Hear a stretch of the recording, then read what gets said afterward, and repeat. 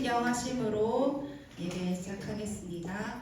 전능하사 천지를 만드신 하나님 아버지를 영광하며 그의 아들 우리 주 예수 그리스도를 구사하오니 이는 성령을 인도하사 공정령 알게 하시고 본디오 빌라도에게 고난을 받으사 십자가에 못 박혀 죽으시고 장사한 지 사흘 만에 죽은 자 가운데서 다시 살아나시며 하늘에 오르사 진정하시는 하나님의 저리로서 산 자와 죽은 자를 심판하러 오시리라.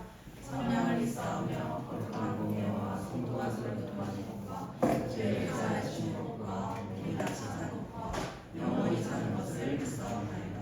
아멘. 샬롬, 반갑습니다. 오늘은 뭔가 더 꽉 차 보이는 아주 좋습니다. 우리 함께 박수 치시면서 주와 같이 길 가는 것 찬양하시겠습니다.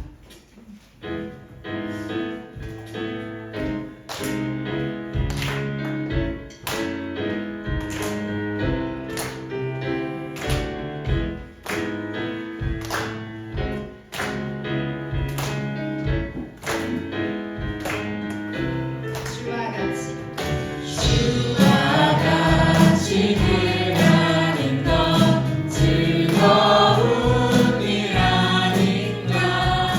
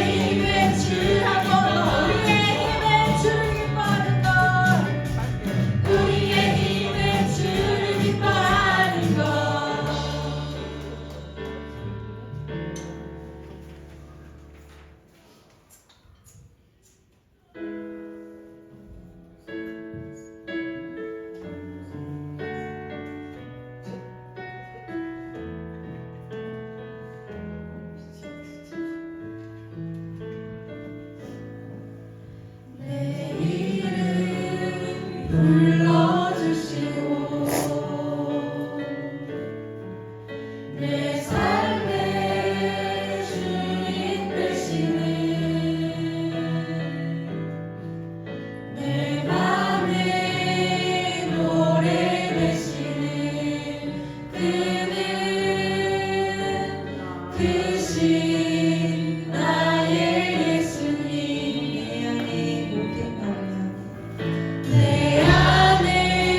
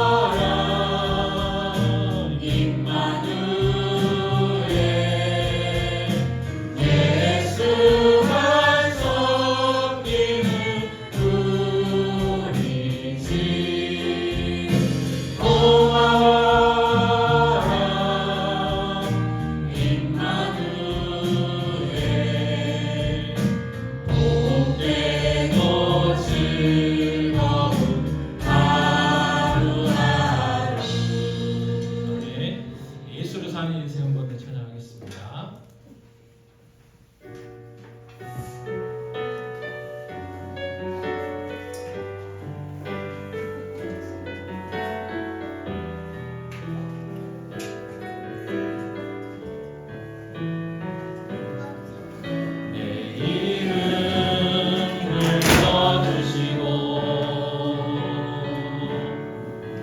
내 삶의 주인 되시는 내 맘에 노래 되시는 그는 크신 나의 예수님 내 안에 모든 염려는 절실한 기도되리라 답답한 현실 속에서 주만 온전히 나아갑니다. 삶의 무게가 내 맘을 누르고 틀림없는 시간을 지날 때 예수만 의지하는 삶 되기 원하네. 주는 그네 주님 시선을 거두지 않으사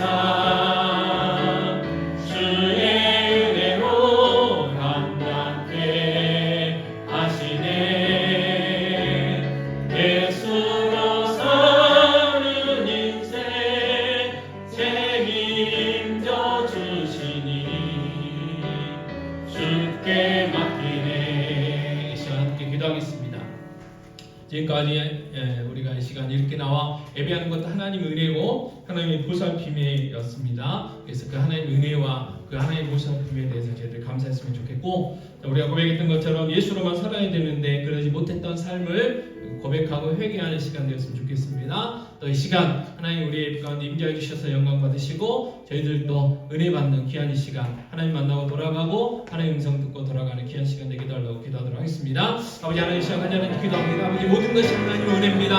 아버지 모든 것이 하나님의 보살핌입니다. 아버지 오늘도 이렇게 우리가 나와서 편안하게 하나님 앞에 예배하며 영광을 드릴 수 있는 모든 것들이 하나님의 은혜임을 다시 한번 고백합니다. 오 주님 은혜를 하여 주시옵소서. 오 주님 함께하여 주시옵소서. 오 주님 역사하여 주시옵 원합니다. 아버지 모든 것이 감사합니다. 모든 것이 하나님의 은혜입니다. 제 은혜를 다해 주시옵시고 이 시간 함께하여 주시옵시고 역사하여 주시옵시고 흔들어 주시옵시고 함께하여 주시옵 원합니다. 아버지 하나님 오늘도 저희를 불러주셨사오니 하나님 앞에 온전히 예배할 수 있도록 하시옵소서. 아버지 뭐 예수로만 사는 인생이 돼야 되느니 되기만 그러지 못했던 것들 용서해 주시옵소서. 우리 안에 있는 더러운 것들 아버지 죄악된 것들 상들을 다 아버지 시간 성령이 불러 깨끗이 태워주시옵소서. 아버지 말씀의 은혜로 다 태워주시옵기 원합니다. 아버지 이제가 온전히 하나님 앞에 예배하기 원합니다. 아버지 우리 예배 가운데 임재해 주시옵소서. 홀로 영광 받아 주시옵소서. 아버지 하나님 우리 함께 해주셔서 역사해 주시옵기 원합니다. 아버지 붙들어 주시옵소서. 아버지 붙잡아 주시옵소서. 아버지 이 시간 온전히 영광 받으시고 우리에게 누리기 시간이 되기 원합니다. 하나님 손 듣기를 원합니다. 하나님 만나기 원합니다. 아버지 은혜 받고 돌아갈 수 있도록 도와주시옵소서. 변화받아 돌아갈 수 있도록 도와주시옵소서. 아버지 은혜 우리가 변화받게 해주시고 아버지 온전히 주님만 바라볼 수 있는 그래서 정말 하나님께 영광 돌려드리는 하나님의 은혜가 충만한 하나님의 영광이 충만한 예배가 되어줄 수 있도록 주 역사하여 주시옵소서. 이 모든 말씀 우리 이름으로 기도합니다. 삶의 무게가 내 맘을 누르고 버틸 힘없는 시간을 지날 때 예수만 의지하는 삶 되기 원하네. 주분 그네 주님 시선을 거두지 않으사 주의 은혜로 감당케 하시네.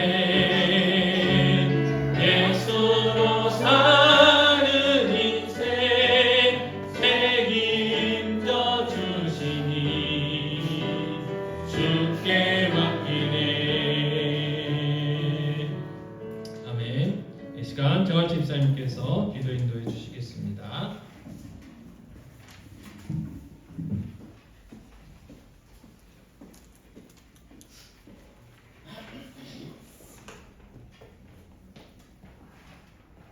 하나님 아버지 감사합니다. 올 1년도 아버지의 은혜와 사랑으로 지내게 하시고 24년 12월의 마지막 달인 20일 정도뿐이 남기지 않고 있습니다. 되돌아보면 모든 것이 아버지의 은혜요 축복이었습니다. 오늘 추운 날씨 속에서도 거룩한 주일을 맞아 이 자리에 왔습니다. 드려지는 예배가 영과 진리로 드려지는 예배가 되게 하여 주시옵고 하나님께서 찾으시는 참된 예배자가 저희들이 되게 하여 주시옵소서. 사랑하는 청지교회 하나님을 기쁘시게 하는 교회가 되게 하여 주시옵소서. 하나님을 기쁘시게 하는 일꾼들이 다 되게 하여 주시옵소서. 하나님 사랑, 교회 사랑, 이웃 사랑을 실천하는 교회가 되길 간절히 원합니다. 하나님 아버지, 이곳에 100명의 예배자들을 보내주시옵소서. 이 지역에 주저할 것은 너무나 많으나 일꾼들이 너무나 적습니다. 많은 분들을 보내주시옵소서. 동역자들을 보내주시옵소서. 또한 100명의 믿음 세대들을 보내주시옵소서. 어려서부터 말씀을 듣고 배우고 실천하여 사랑하는 아들, 딸들이 하나님께 쓰임받는 천국 백성으로 성장하길 원합니다. 10명의 구역장님들을 세워주시고 10명의 교사 선생님들을 세워주시옵소서. 사랑하는 정지교회 물질의 복을 주셔서 나누고 베풀고 섬기는 교회가 되게 하여 주시옵소서. 저희들 사랑하는 교회 예배당 또한 주시옵소서.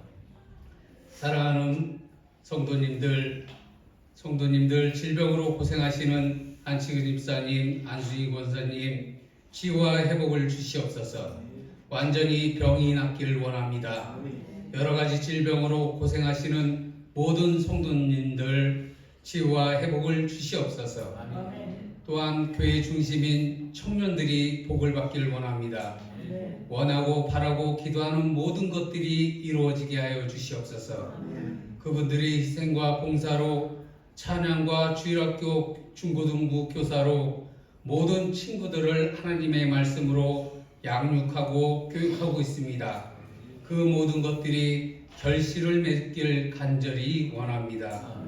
사랑하는 목사님, 영육간에 강건케 하여 주시옵고 저희 성도님들을 위해 기도하는 모든 기도들이 이루어지게 하여 주시옵소서. 저희들을 위해 생명의 말씀을 전하실 때 전하시는 목사님, 듣는 모든 성도님들 은혜 받고 아버지 만나는 시간 되게 하여 주시옵소서. 이 모든 말씀을 예수님의 이름으로 기도합니다. 아멘.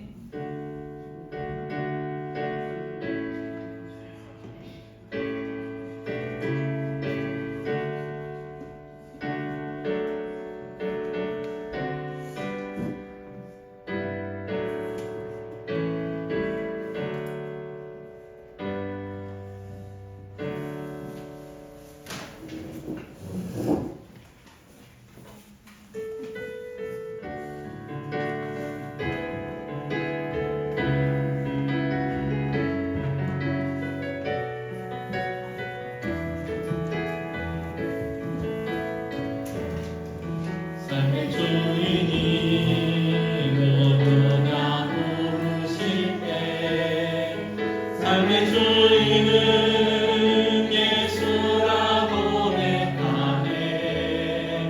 재물이 전부인 세상 앞에 예수가 전부라고 고백하네.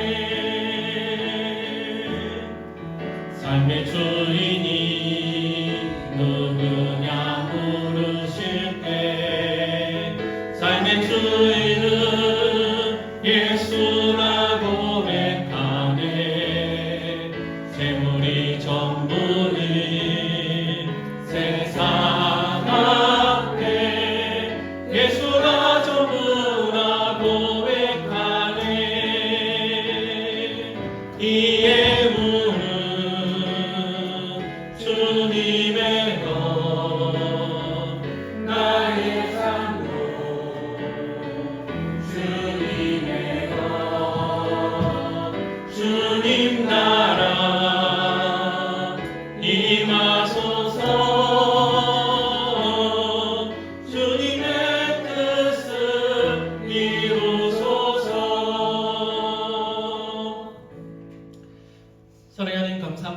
부족한 주일 저희들 불러주셔서 하나님 앞에 영광 돌려드릴 수 있도록 은혜 베풀어 주셔서 감사합니다. 아버지 하나님, 오늘도 저희들 평안한 가운데 하나님 앞에 예비할 수 있는 것 모든 것이 하나님의 은혜임을 다시 한번 고백합니다. 감사합니다. 아버지 하나님, 이 평화가 계속해서 지켜져 갈 수 있도록 지키시고 보호하여 주시옵소서.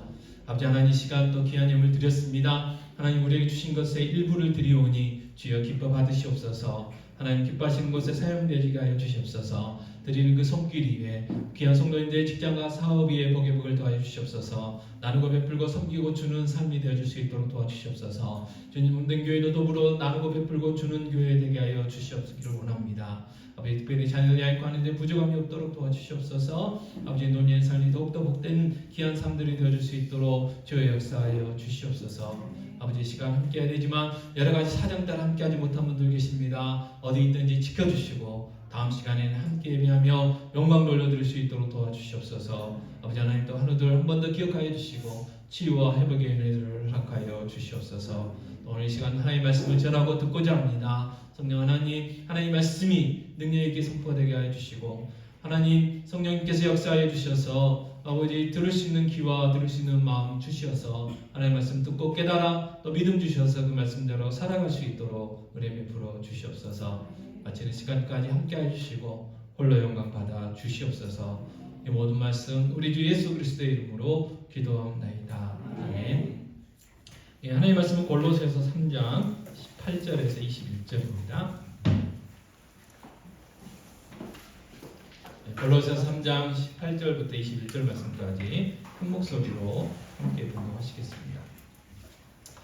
아내들아, 남편에게 복종하라. 이는 주 안에서 마땅하니라. 남편들아, 아내를 사랑하며 괴롭게 하지 말라. 자녀들아, 모든 일에 부모에게 순종하라. 이는 주 안에서 기쁘게 하는 것이니라. 아비들아, 너희 자녀를 노엽게 하지 말지니 낙심할까 하니라. 아멘. 하나님의 자녀는 위의 것을 생각하고 땅의 것을 생각하지 말아야 된다고 말씀하셨지요. 또 옛사람과 그 행위를 벗어버리고 새사람을 입으라, 그렇게 이야기했습니다. 그러면 새사람은 어떤 사람이었느냐? 하나님이 택하시고 하나님이 거룩하게 하시고 하나님께서 사랑받는, 하나님의 사랑받는 자답게 살아야 된다. 그러면 그 삶의 모습이 어떻게 나타나야 되느냐? 이 긍휼의 삶, 그리고 자비, 겸손, 온유, 그리고 오래 참음, 용납, 용서, 사랑의 모습이 나타나야 된다라고 이야기를 했어요. 그러면 주님이 주시는 이 그리스도, 예수님이 주신 평강을 누리게 되는 것이고, 늘 하나님 앞에 감사하고 하나님 앞에 찬양하고 무엇이든지 예수의 이름으로 하게 된다라고 이제 이야기를 했습니다. 자, 그런데 이런 하나님의 자녀의 모습이 그러면 구체적으로 어디서 드러날 거냐? 사람들과의 그 관계 속에서 드러난다는 거예요. 사람들과의 그 관계 속에서. 특히 우리가 자주 만나는 사람이 누구냐? 가족이에요. 또 자주 만나는 사람이 누구냐? 직장이에요. 그죠? 요즘은 너무 바빠가지고 가족보다 직장에서의 삶이 더 많잖아요. 그런 사회가 됐죠. 그래서 이 가정과 직장에서 우리가 날마다 만나는 그 사람들 속에서 우리가 이런 성품들, 이 긍휼의 성품, 자비의 성품, 겸손의 성품, 오래 참음의 성품, 용납의 성품, 용서의 성품, 이 사랑의 성품이 나타나야 된다 그 말이에요. 그리고 우리의 가족과의 관계 속에서, 그리고 이 직장 가운데서 우리가 늘 만나는 그 사람들 관계 속에서 힘들고 어려운 가운데도 그리스도의 평강이 있어야 돼요. 죄송합니다만은 3일날 11시에 뭐 큰일이 있었어요. 전 잤어요. 그거 보고. 왜냐면 새벽 예배 가야 되니까. 주님께 다 맡기고. 그랬더니 해결이 됐죠. 자, 그리스도의 그 평강, 남들이 봤을 때는 어떻게 저렇게 평안할 수 있을까 하는 그런 상황 속에서도 어떻게 해요? 평강의 모습을 보여줘야 돼요. 누구한테요? 가족들한테. 누구한테요? 직장 동료들한테 제가 보여줘야 돼요. 그리고 범사에 감사해야 돼요. 오늘 굉장히 춥죠? 엄청 춥더라고요. 드디어 마이너스 6도인가 10도인가 오늘 내려갔어요. 전에도 말씀드렸지만 밑에 동네에서는 경험해 볼 수 없는, 밑에 동네에서는 마이너스 자만 써줘도 큰일 난 줄 알았는데 여기서는 뭐 마이너스 1, 2도는 아무것도 아니고 마이너스 10도 정도 넘어가야 좀 추운가 보다. 그러게 되더라고요. 자, 추워도 감사하고요. 올여름 엄청 더웠어요. 그죠? 또 더위도 엄청 길었어요. 더워도 감사할 수 있는. 뭔가 잘 때도 감사하고 못 때도 감사할 수 있는 그러한 모습을 가정과 이 직장에서 보여줘야 된다 그 말이에요. 그래서 늘 찬양해야 돼. 찬양. 그렇게 감사한지 몰라도 이 찬양 입술이 돼야 되고 뭐든지 예수의 이름, 누군가 도와줘도 예수 이름으로, 누군가 받아도 예수 이름으로, 먹어도 예수의 이름으로. 저는 조금 충격적이어서 지난주에 아이들한테 지금 기도에 대한 설교를 하고 있거든요. 밥 먹을 때 기도하는 사람 손 들어봐 그랬더니 거의 안 들었어요. 집에서라도 기도하는 사람 손 들으라고 그랬더니 그것도 안 들었어요. 학교에서는 이해가 돼요. 학교에서는. 근데 집에서도 기도를 안 한대요. 세상에. 신앙생활 한 지가 몇 년이 지났는데 모태신앙도 있고 하는데 굉장히 충격적이었어요. 그래서 어찌됐든 모든 것이 예수의 이름으로 해야 되는데 그게 가정에서, 직장에서, 우리가 늘 만나는 사람들 속에서 나타나야 한다는 것입니다. 자, 그래서 오늘 이어지는 본문이 뭐냐면 이 가정과 그다음에 직장 이야기인데 오늘은 이 가정에 대한 이야기를 좀 살펴보려고 합니다. 자, 성경을 보면요, 하나님이 직접 만드신 공동체가 두 개가 있는데 맨 먼저 만드신 게 뭐냐면 가정이에요. 가정. 아담과 하와를 통해서 가정을 만드셨어요. 그 다음에 예수 그리스도가 2024년 약 2024년 전에 오셔가지고 33년 동안 공생의 생활을 하시고 올라가신 다음에 성령님 임하신 다음에 세워진 교회가 뭐냐면 교회예요. 교회. 예수의 피값을 세우신 공동체가 교회예요. 그리고 그 공동체가 지금까지, 그리고 아마 주님 오시는 그날까지 계속 이어지겠죠. 그리고 이 확장된 교회는 천국의 모습인 거예요. 그래서 이 가정과 교회를 세우셨고, 그래서 그 가정을 직접 세우셨기 때문에 가정이 어떻게 해요? 굉장히 중요하다. 자, 하나님께서요 직접 만드신 공동체인 가정은요 왜 세웠느냐? 가정을 통해서 하나님에 대해서, 또 가정에서 하나님이 원하시는 삶이 뭔가를 배우게 하시려고 만든 공동체가 바로 가정입니다. 가정. 그래서 많은 사람들이 가정이 뭐냐 하는 이야기들을 해요. 그러나 우리는 그런 거 다 필요 없고, 우리가 가져야 될 그 정의, 우리가 배워야 될 게 뭐냐면 성경에서 어떻게 이야기하느냐 하는 게 중요하다는 거죠. 자, 먼저 가정의 기본이자 중심인 이 아내와 남편에 대한 말씀이 먼저 나오죠. 자, 골로새서 3장 18절 말씀 같이 읽겠습니다. 아내들아 남편에게 복종하라. 이는 주 안에서 나타나니라. 자, 아내는, 성경적인 아내는 어떤 아내냐? 남편에게 복종하는 아내. 그리고 이는 왜 그러냐? 주 안에서 마땅하다는 거예요. 예수 그리스도 안에서, 신앙 안에서, 하나님 안에서 어떻게 해요? 당연하다는 거예요. 이건 특별한 게 아니라는 거예요. 정상적이라는 거예요. 필수적이라는 거예요. 자, 에베소서 5장 22절 23절에도 비슷한 말씀이 나오죠. 자, 같이 읽겠습니다. 아내들이여 자기 남편에게 복종하기를 주께 하듯 하라. 이는 남편이 아내의 머리됨이 그리스도께서 교회의 머리됨과 같음이니 그가 바로 몸의 구주시니라 했어요.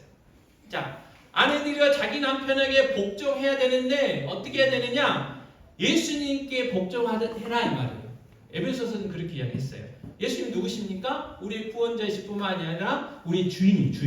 예수님 우리의 주인이고 우리는 그분의 노예예요. 노예는요 뭐 다른 거 다 필요 없어요. 자기 생각, 자기 의지 아무것도 필요 없어요. 그냥 주인이 하라고 하면 하는 거예요. 주인의 명령대로 살아가는 거예요. 주인이 그 노예의 모든 삶, 모든 과정들을 다 설계해요. 이끄는 대로 살아야 되는 거예요. 절대 복종이죠. 복종하지 않으면 어떻게 돼요? 죽을 수 있어요. 죽어도 뭐 이렇게 뭐라고 할 수가 없는 거예요. 죄송합니다만은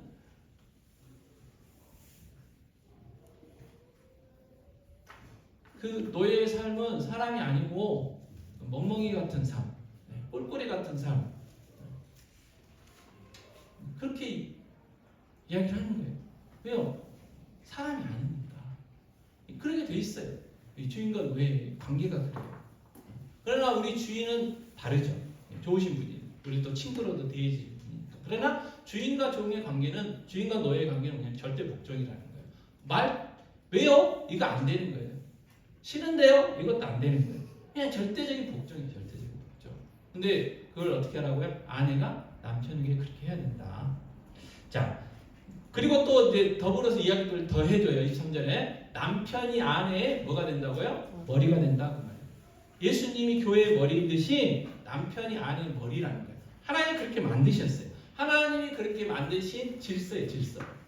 뭐 다른 거 필요 없어요. 그게 뭐예요? 성경에서 우리에게 이야기해주고 있는 거죠. 자, 그런데 남편에게 복종하라 이런 말씀을 딱 들으면 어떤 반응심이 생깁니까? 복종해야 할 만해야죠. 복종해야 할 만하죠. 이런 이야기가 나오는 거예요. 자, 그런데 생각해 보세요. 나 빼놓고요. 복종할 만한 사람이 이 세상에 있을까요? 없어요.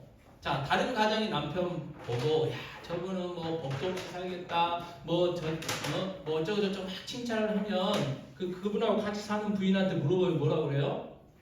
살아보세요 그러잖아요. 그러니까 무슨 이야기냐면 내가 복종해야 복종할 수 있는 어떤 그런 자격 그런 뭐 존경심이 들 만한 사람이 있다 없다? 없다. 없어요. 나 빼고는 없어요. 나 빼고. 내가 제일 잘났고 내가 제일 똑똑하고 내가 제일 착해요. 누가 제일 착해요? 내가 제일 착해요. 여러분 그러시지 않으세요? 옆에 있는 분이 착해요? 내가 더 착해요? 속으로만? 내가 더 착해. 내가. 그러니까 복종하라고 할 때 아니 복종해야 할만해야 뭐 복종하죠. 이 말은 안 맞는 거야. 어떤 사람도 그럴 만한 자격이 없어요. 왜? 내가 최고니까. 그러나 성경이 그렇게 한다는 거죠. 자, 아내가 남편에게 복종하는 이유는 어떤 조건 때문이라는 게 아니에요. 그냥 하나님이 그렇게 세우셨어요. 하나님이 그렇게 세우신 질서의 질서. 자, 그래서 보이는 남편에게 복종하지 않는 아내가 보이지 않는 하나님께 복종한다는 것은 어불성설이죠. 말이 안 되는 거예요. 보이는 남편한테 복종하지 않는 사람이 어떻게 보이지 않는 하나님을 섬기고 사랑하고 복종할 수 있겠어요? 말이 안 된다는 거예요. 자, 그런데 우리가 복종하면 조금 이렇게 거부감이 있어요. 그 이유는 뭐냐면 보통 우리가 생각하는 복종이라는 단어가 이 상대방에게 무참히 짓밟히면서도 꼭 참고 가만히 있어야 한다. 그런 어감을 주기 때문에 복종하면 이제 조금 거부감이 있는데 그건 아니죠. 자, 창세기 2장 20절 21절 말씀 이렇게 되어 있습니다. 제가 읽겠습니다. 자, 아담이 모든 가축과 공중의 새와 들의 모든 짐승에게 이름을 주니라. 아담이 돕는 배필이 없으므로 여호와 하나님이 아담을 깊이 잠들게 하시니 잠들매 그가 그 갈빗대 하나를 취하고 살로 대신 채우시고 그랬어요. 자, 하나님이 아담을 만드셨을 때 뭘로 만드셨어요? 흙으로 빚으시고 코에 생기를 불어넣으셔가지고 생명이 됐다고 그러잖아요. 근데 하와는 어떻게 만드셨어요? 아담의 갈빗대 하나를 취해가지고 만드셨단 말이에요. 그래서 어떤 분이 그랬어요. 여자분들은 본 차이 나다. 그래서 좀 단단하다, 강하다. 그래서 그런 것 같아요. 보통 아버지보다 어머니가 더 강하지 아닌가요? 네. 그렇게 하시는 분들이 있어요. 그런데 이제 여기서 핵심이 뭐냐면 하나님이 하와를 만드실 때 뭘로 만드셨어요? 돕는 배필. 그러니까 아담과 하와가 상하의 관계가 아니고 수평적인 관계라는 거예요. 그래서 죄송하지만 남자들은요 부족해요. 좀 심하게 이야기하면 모자라요. 그래서 하와를 만드신 거예요. 옆에 돕는 아내가 있어야 돼요. 그렇지 않으면 뭔가 부족해요. 그래서 하나님께서 하나님의 사명을 감당하라고 돕는 배필이 하와를 만들어 주셨어요. 그래서요, 이 아담이요 하와를 따고 뭐라고 하는지 아시죠? 내 뼈 중에 뼈요, 내 살 중에 살이다. 기가 막힌 그 사랑의 고백을 했어요. 근데 이제 나중에 죄짓고 난 다음부터는 뭐라고 그랬어요? 저 여자가 조 갖고 먹었다고. 죄송합니다. 이렇게 남자들이 비겁해요. 그 명령을 들은 사람은 자기면서. 하나님이 하와한테 이야기한 게 아니고 아담한테 이야기했단 말이에요. 선악을 알게 하는 나무 열매 먹지 말아라. 먹으면 반드시 죽는다. 그러면 부인을 잘 가르쳤어야 되죠. 그래서 본인이 책임이 있는데 책임 전가를 줍니다. 그러니까 이해를 하십시오, 남자들. 남편이 됐든 아들이 됐든 이해를 좀 해주세요. 남자들 이렇게 돼 있어요. 그래서 수평적인 관계인데 복종하라는 건 뭐예요? 이 상하 관계에 의해서 복종하는 게 아니고 이 복종이라는 단어는 자발적으로 자원함으로 순종하라 그 말이에요. 그 명령에 순종하라는 거예요. 그게 복종이에요, 복종 여러분. 그래서 그걸 꼭 기억하셨으면 좋겠고, 자 그러면 이제 남편에게 한 이야기도 우리가 들어봐야죠. 자 골로새서 3장 19절 같이 읽겠습니다. 남편들아 아내를 사랑하며 괴롭게 하지 말라 그랬어요. 자 일단 사랑하래요. 사랑에 대해서 뭐 할 말이 많고, 또 그 다음 뭐라고 했느냐, 아내를 뭐 하지 말라고요? 네, 괴롭게 하지 말아라 그 말이에요. 괴롭게 하지 말아라. 자 에베소서 5장 28절 29절은 또 이렇게 이야기합니다. 제가 공독하겠습니다. 자 이와 같이 남편들도 자기 아내 사랑하기를 자기 자신과 같이 할지니 그랬어요. 일단 자기처럼 사랑하래요. 그 다음에 자기 아내 사랑하는 자는 자기를 사랑하는 것이라. 자 누구든지 언제나 자기 육체를 미워하지 않고 오직 양육하여 보호하기를 그리스도께서 교회에게 함과 같이 하나니 그랬어요. 자 남편이 아내를 사랑하는 기준은 뭐냐? 예수님이 교회를 사랑하는 거고 예수님이 성도를 사랑하는 거예요. 어떻게 사랑하셨어요? 목숨을 바쳐서 사랑하셨어요. 그러니까 반성할 게 많겠죠. 목숨 바쳐 사랑해야 돼. 그게 남편이 아내를 향한 모습입니다. 그리고 이 에베소서에서는 뭐라 했냐면 양육해야 된다 그랬어요. 그 다음에 뭐라고 했어요? 보호해야 된다 그랬어요. 이게 남편의 책임이에요, 책임. 그러니까 예수님이 교회를 그렇게 양육하시고 보호하시잖아요. 그러니까 예수님의 직분 중에 왕의 직분이 있어요. 왕의 주된 일은 뭐예요? 백성들을 지켜야 돼요.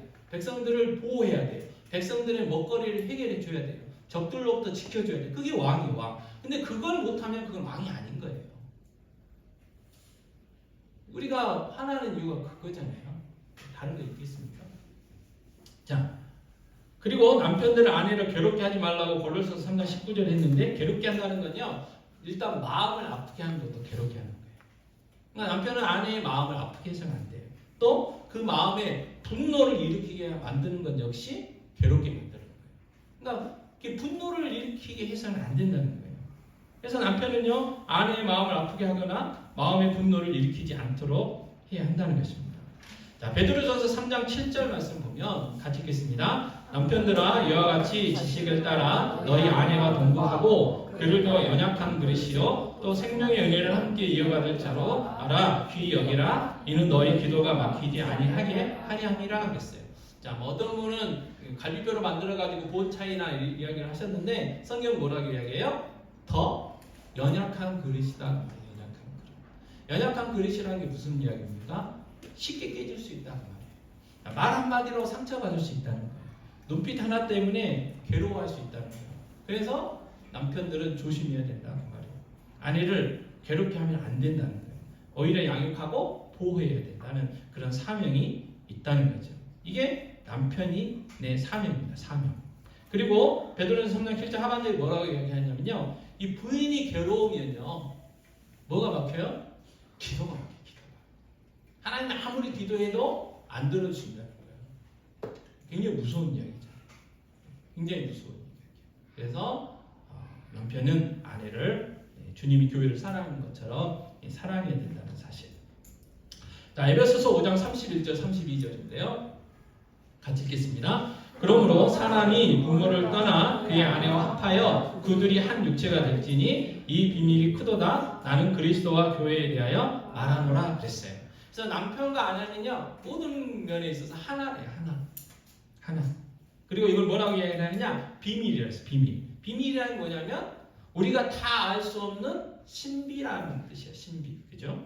이게 남편과 아내의 관계라고 성경은 이야기를 합니다. 자, 다음으로는 자녀들과 부모의 관계에 대해서 분명히 또 이야기를 하는데요. 자, 골로새서 3장 20절 말씀 같이 읽겠습니다. 자녀들아 모든 일에 부모에게 순종하라. 이는 주 안에서 기쁘게 하는 것이라 그랬어요. 자, 자녀들아 그랬어요. 그리고 무슨 이야기를 하느냐? 모든 일에 부모에게 뭐라고요? 순종하라 그랬어요. 자, 복종과 순종은요 언어에서는 별 차이 없어요. 별 차이 없어요. 순종은 좀 약하고 복종은 세고 그거 아니에요. 다른 표현일 뿐이에요. 순종 역시 복종이 복종. 근데 뭐라고요? 모든 일이에요. 모든 일. 그럼 자녀들은 꼭 기억하세요. 모든 일이에요. 선택적인 일이 아니고 모든 일이에요. 모든 일에 부모에게 순종해야 돼요. 그 다음에 뭐라고 나왔습니까? 이는 그랬어요. 이는. 자, 이는 주 안에서 뭐예요? 기쁘게 하는 것이니라 했어요. 여러분들이요 마음에 들 수도 있고 안 들 수도 있어요. 자녀 입장에서. 그러나 부모님께 순종하면 그게 뭐예요? 그 순종하는 모습이 부모님을 예수님을 기쁘게 하는 일이다 그 말이에요. 기쁘게 하는 일이다. 그래서 부모님께 순종하는 것이 정말 우리가 하나님의 자녀로서 하나님께 영광 돌려드리는 일이라고 이야기를 합니다. 자, 에베소서 6장 1절 3절은 또 이렇게 이야기를 하는데요. 같이 읽겠습니다. 자녀들아 주 안에서 너희 부모에게 순종하라. 이것이 옳으니라. 내 아버지와 어머니를 공경하라. 이것은 약속 있는 첫 계명이니 이로써 내가 잘되고 땅에서 장수하리라 그랬어요. 자, 자녀들아 주 안에서 너희 부모에게 순종하라. 그다음에 뭐라 했냐면 이것이 옳으니라 그랬어요. 옳으니라. 그러니까 순종하지 않는다는 것은 틀리다는 거예요. 다른 게 아니에요. 틀리다는 거예요. 잘못됐다는 거예요. 그럼 어떻게 해야 돼요? 고쳐야 돼요. 잘못된 거는 고쳐야 돼요. 그래서 여러분들이 부모님께 모든 일에 순종하지 않고 있다면 자녀 입장에서 고쳐야 돼요. 모든 일에 주 안에서 부모님께 순종해야 돼요. 자, 그리고 뭐라고 이야기를 했냐면 약속이 있는 첫 계명이고 자, 이로써 내가 잘되고 땅에서 장수하리라 그렇게 이야기를 한 거예요. 자, 땅에서 장수하리라를 다른 말로 표현하면 형통의 삶을 살 것이다 이 말이에요. 이 말이에요. 자, 출애굽기 20장 12절입니다. 자, 제가 읽겠습니다. 내 부모를 공경하라. 그리하면 내 하나님 여호와가 내게 준 땅에서 내 생명이 길리라. 10계명. 자, 10계명은 10가지 계명이잖아요. 이 10가지 계명은 우리가 아는 것처럼 1번부터 첫 계명부터 네 번째 계명까지는 하나님과 우리 인간 사이에서 지켜야 될 계명이에요. 그리고 다섯 번째에서 10번째 계명은 사람과 사람 사이에서 지켜야 될 하나님의 명령이에요. 근데 사람과 사람 사이에서 지켜야 될 그 명령 중에 첫 번째로 나온 게 뭐냐면 자녀는 부모에게 순종하라 이 말이에요. 그래서 첫 계명이라는 거예요. 그래서 이 세상 하나님이 우리를 인간으로 만드시고 인간들을 조성하셔가지고 우리가 살게 되잖아요. 그래서 어떤 사회든지 간에 그 사회가 온전해지는 사회가 되려면 부모는 부모에게 뭐 해야 돼요? 순종할 수 있어야 돼요. 자, 이게 깨지면 그 사회는 이제 막 가는 거예요. 불의한 사회가 되고 사회는 해체되는 거예요. 인간의 사회가 아닌 거예요. 그 안에는 사랑이 있을 수도 없고요. 그 안에는 공의가 있을 수도 없고요. 그 안에는 정의가 있을 수도 없고요. 그래서 자녀들이 부모에게 순종하는 것은 굉장히 중요한 일이고 또 성경에서 뭐라고 얘기했냐면 너가 잘 되는 일이다 그랬어요. 너가 잘 되는 일이다. 자, 성경에 보면요. 하나님이요. 겸손한 사람은 좋아하시지만 거만한 사람은 싫어하신다고 그랬어요. 그리고 교만한 사람은 어떻게 하시냐면 끝까지 망하게 하신다고 그랬어요. 그래서 성경 같은 데 보면 하나님이 아수르나 바벨론 나라 같은 이 이방 나라들을 이렇게 강하게 하셔가지고 이스라엘을 그다음에 유다를 이렇게 징계도 하시고 벌하시기도 하시잖아요. 근데 그 이방의 그 사람들이 자기들이 잘나가지고 그렇게 생각하기 위해서 그 교만함이 있으면 어떻게 돼요? 하나님 반드시 꺾으셨어요. 근데 이방 사람이어도 하나님 앞에 겸손하게 엎드려 기도하면 그 벌을 유예해 주시고 때로는 그 벌을 지나가게 해주시는 것들을 볼 수가 있습니다. 그래서 부모에게 모든 일에 순종해야 되는 게 하나님의 명령인데 그 명령에 순종하지 않는 자녀들이 있다면 교만한 거예요. 그러면 조심해야 돼요. 왜요? 하나님 앞에 혼날 수 있어요. 자, 그 다음에 부모에게도 하신 말씀이 있죠. 자, 골로새서 3장 21절 말씀 같이 읽겠습니다. 아비들아 너희 자녀를 노엽게 하지 말지니 낙심할까 하니라 그랬어요. 자, 골로새 3장 21절에 두 가지를 이야기합니다. 첫째, 노엽게 하지 말래. 누구를요? 자녀를. 자, 자녀가 노여워하면 어떻게 되느냐? 이게 심해지면 낙심하게 된대요. 자, 어떻게 그러면 어떨 때 그러면 자녀들이 노엽게 되느냐? 일단 자녀들이요 부당하다라는 생각을 하게 되면 노여워하게 돼요. 자, 혼을 냈어요. 근데 자녀의 입장에서 받아들일 때 이건 부당하다. 그러면 화가 나는 거예요.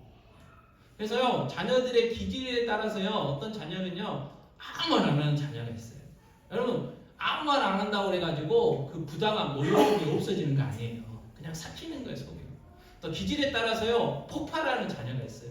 그래가지고 막 대꾸하고 대들고 뭐 집을 나가기도 하고 반항의 모습으로 나타나는 경우도 있어요. 그러나 부당하지 않는다고 해서 그 부당함이 사라지지 않는 거예요. 그러니까 잘 살피셔야 돼요. 그래서 부당하게 체벌하거나 비난할 때, 또 자녀들에게 지나친 요구를 할 때 자녀들은 어떻게 돼요?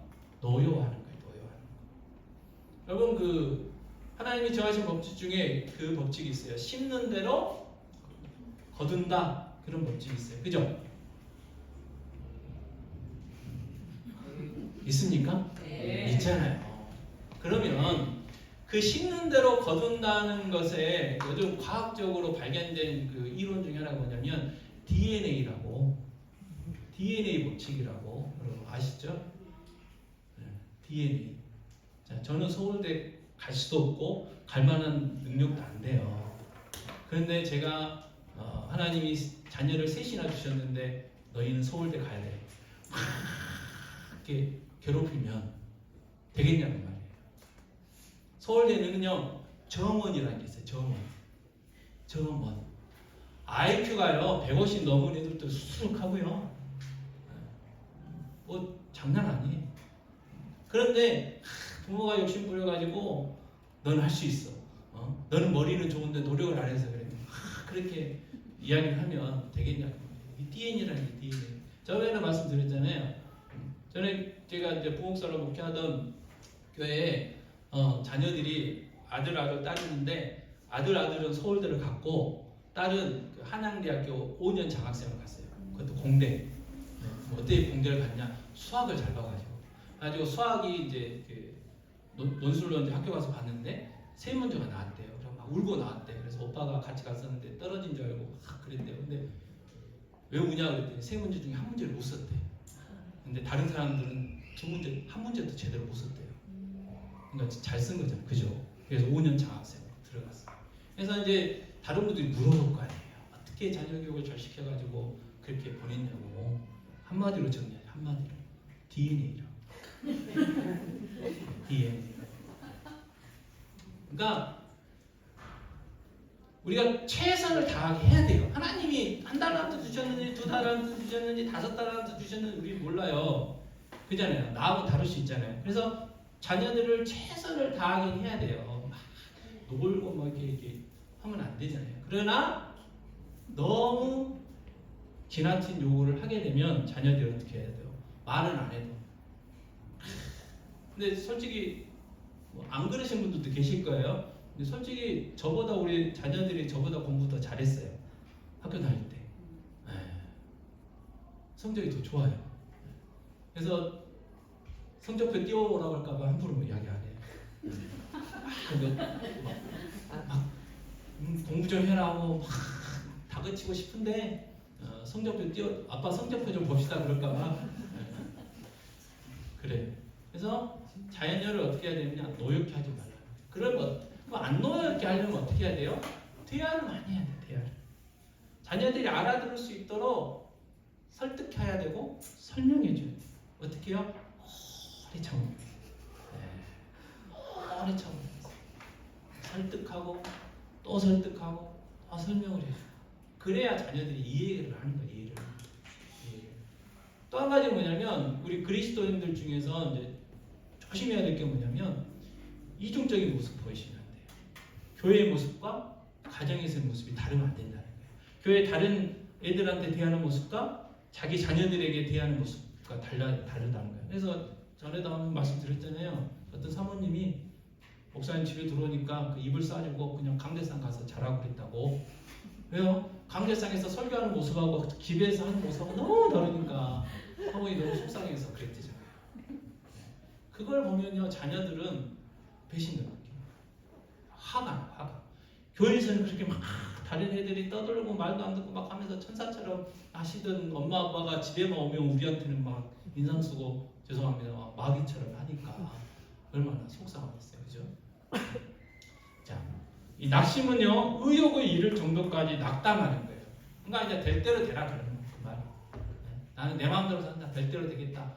이게 우리가 자녀를 놓을까 하면 낙심시킬 수 있는 큰 실수를 할 수 있다는 거죠. 그래서 우리가 정말 부모로서 자녀들이 어떻게 해야 돼요? 긍휼함, 자비함, 겸손함, 온유와 오래 참음으로 용납해주고 또 용서해주고 또 사랑으로 늘 대하는 모습이 우리에게 필요하다는 것입니다. 자, 부모가 자녀들을 노엽게 하지 않으려면 또 어떻게 해야 되느냐? 에베소서 6장 4절 같이 읽겠습니다. 또 아비들아 너희 자녀를 노엽게 하지 말고 오직 주의 교훈과 훈계로 양육하라 그랬어요. 뭐 다른 거 없어요. 그 우리나라 한국 죄송합니다. 예, 흥분해가지고 자녀 교육을 망치는 주범이 누구예요? 옆집 아줌마. 옆집 아줌마 모르세요? 우리 자녀 교육 망치는 게 옆집 아줌마예요. 어디 모임 가가지고 뭐 어디 학원 보내가지고 성적이 올랐다는 둥 뭘 해가지고 성적이 올랐다는 둥 막 그거 듣고 와가지고 막 애들 막 학원 보내고 뭐하고 그 아줌마하고 나하고 다르고 그 아줌마 아들하고 내 아들하고 다르고 달라요. 성격도 다르고 성향도 다르고 다 다른데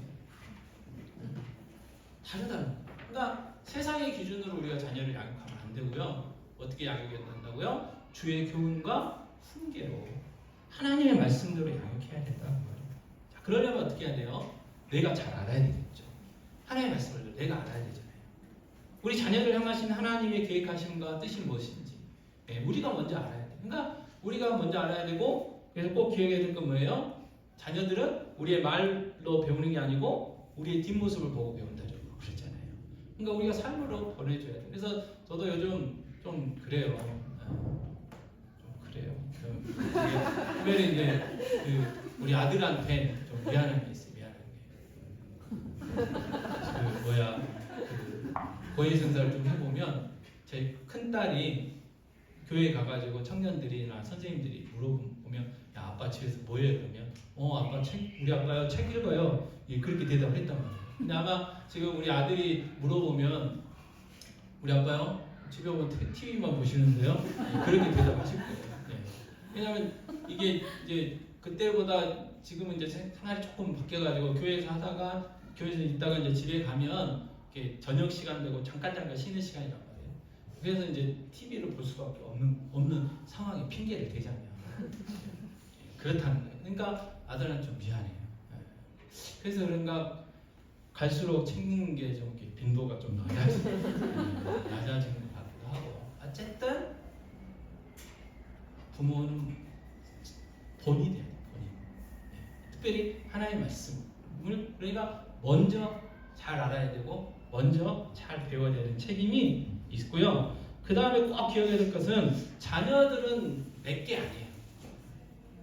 우리가 낳았지만 우리가 피땀으로 키우긴 했지만 소유권은 누구에게 있다? 하나님에게 있는 거고 우리는 그 하나님께서 위임받아서 키우는 청지기. 그걸 꼭 기억하셔야 돼요. 그러니까 내게 아니에요. 내게 아니라 내 소유물이 아니에요. 우리 자녀들. 그러니까 어떻게 해야 돼요? 정말 마음에 안 들면 주인한테 막 일러야 돼요. 밤이 됐든 새벽이 됐든 나와서 눈물로 일러야 돼. AS 해달라고 그분한테 일러야 된다니까요. 내가 막 이렇게 할 수가 없어요. 왜? 내가 주인이 아니에요. 내가 안 만들었잖아요. 내가 낳기는 했지만 우리가 키우기는 했지만 만드신 분은 하나님이세요. 하나님. 그러니까 그 만드신 그분한테 그 AS를 맡겨야 돼요. 그래서 전에 예방 하나 말씀드렸잖아요. 어느 그 정비사가 지금 같은 경우 그 카센터 주인이 차를 갖고 가다가 고장 나가지고 고치고 있었는데 뭐가 안 돼요. 근데 어떤 지나가던 노인 한 분이 딱 서더니 제가 좀 도와드릴까요? 그랬대요. 그랬더니 자기가 나 카센터 내가 주인이라고 그래서 막 하고 있고 이렇게 보고 계셨어요. 그래서 한참 있다가 제가 좀 도와드릴까요? 그러니까 이제 하도 안 되니까 한번 해보시오. 전라도 말로 그렇게 했더니 이렇게 조금 만들더니 차가 멀쩡해졌어요. 놀래갖고 물어봤죠. 누구세요? 그랬더니 내가 포드요 그랬어요. 포드 그 자동차 만든 회장님. 그러니까 하나님이 만드셨으니까 하나님한테 고쳐달라고 그래야지. 내가 만지면 만질수록 어떻게 돼요? 네, 망가져요. 세상 사람들도 알아요. 네, 그래서 그런 유명한들이 이야기했잖아요. 그래서 자녀들은 누가 키운다고 했어요? 아프리카 속담이라는데 온 동네가 키운다 그 말이에요. 온 동네. 하나님의 사람은 하나님의 사람들 모여서 함께 키우는 거예요.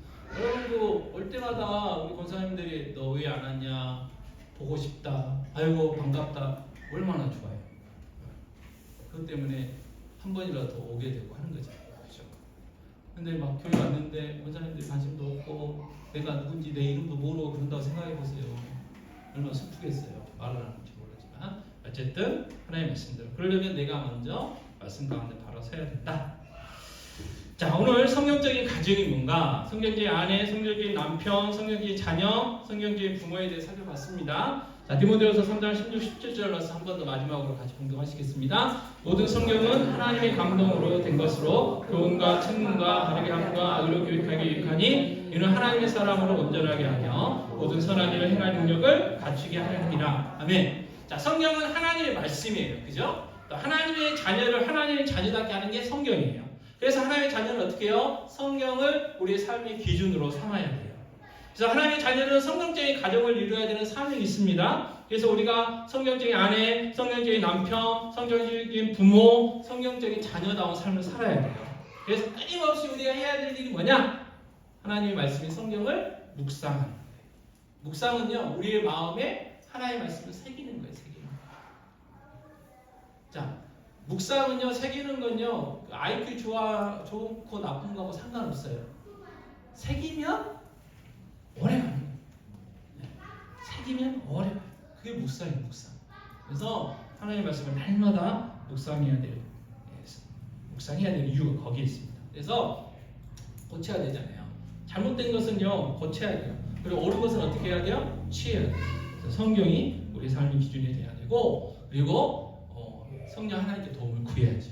우리 너무 아무래도 능력이 없기 때문에. 그래서 우리 모두 성경적인 가정을 이루는 귀한 삶 살아갔으면 좋겠습니다. 시간 559장 찬송하시고 함께 또 한 번 더 기도하겠습니다. 사철의 바람, 봄바람 불어있고 찬송하겠습니다.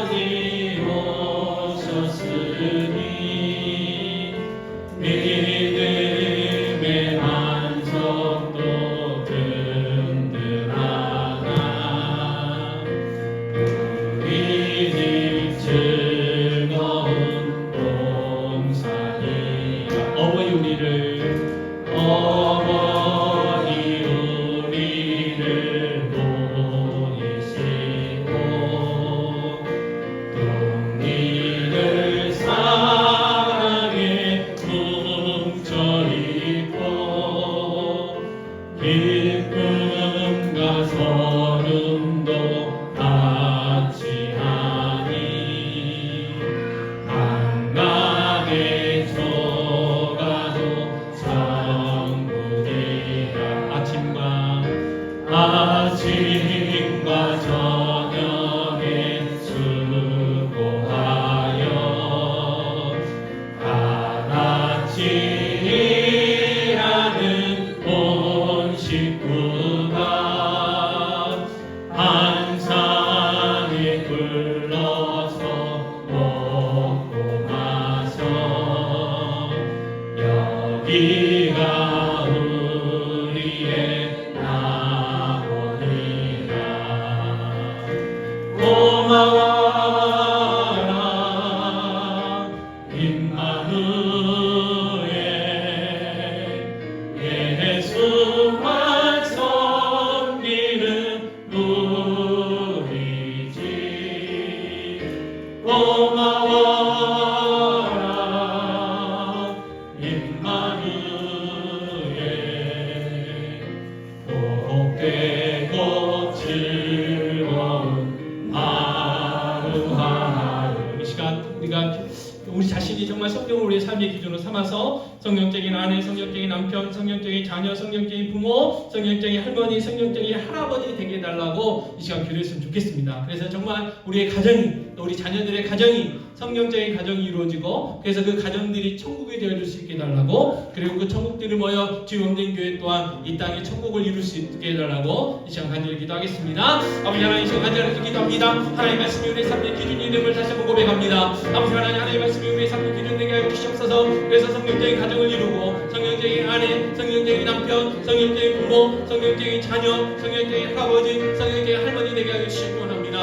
아버지 정말 우리의 가정이, 우리 자녀들의 가정이 아버지 성령적인 가정을 이루게 하여 주셔서 천국이 되게 하여 주시옵시고, 아버지 주의 없는 교회가 천국을 이루어갈 수 있도록 은혜 베풀어 주시옵소서. 그래서 하나님께 몸을 돌려드리며 정말 우리의 가정이 천국 되어서 날마다 서로 사랑하며 서로 섬기며 아버지 정말 기쁨으로 살아갈 수 있는 귀한 은혜, 복된 은혜 허락하여 주시옵소서. 아버지 우리가 먼저 번일해야 되겠습니다. 먼저 하나님의 말씀이 우리의 삶의 기준 삼아야 되겠습니다. 남은 날마다 묵상해야 되겠사오니 주여 은혜를 베풀어 주시옵소서.